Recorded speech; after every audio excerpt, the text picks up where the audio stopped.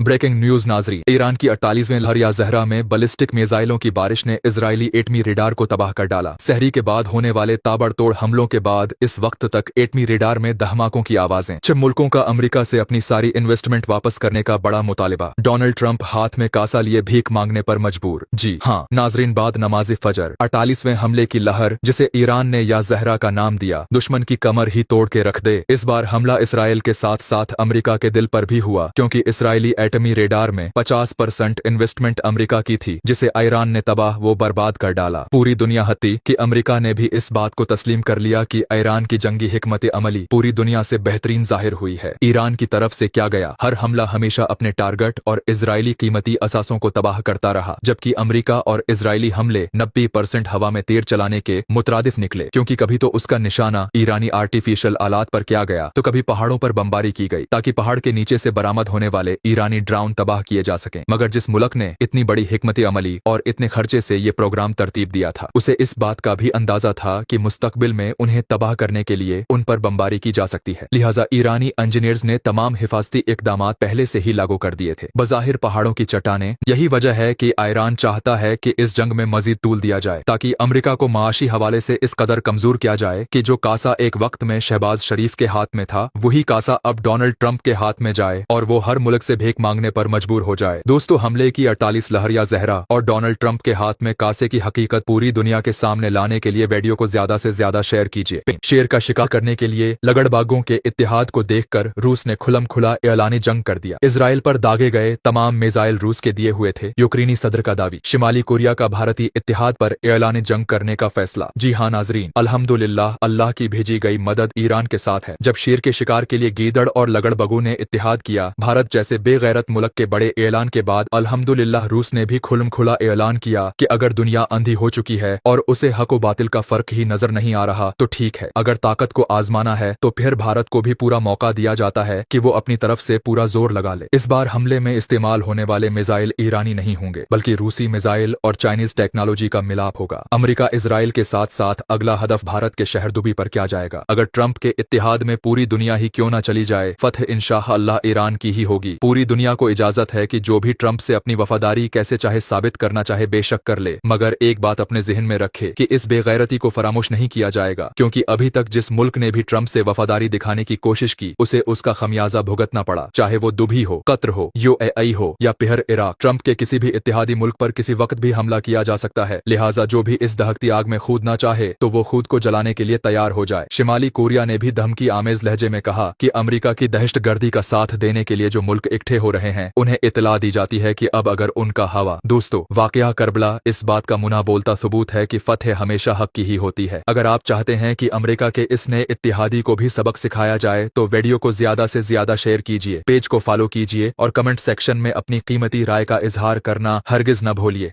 When your cat needs you with those tiny paws, do you actually know what they're trying to say? Sure, it looks adorable. Those soft paws pressing into your lap like they're making invisible biscuits. But behind that sweet little ritual, there's something deeper that most cat owners completely miss. Because kneading isn't just a random cute habit. It's actually one of the most emotionally loaded things your cat can do. And if you misunderstand it, which most owners do, you might miss one of the clearest signals your cat has been sending you for years. So let's start with what that little paw-pressing behavior really means. 1. It's not just a cute habit. Have you ever noticed how your cat kneads slowly, almost rhythmically? Most people assume that just means their cat is comfortable.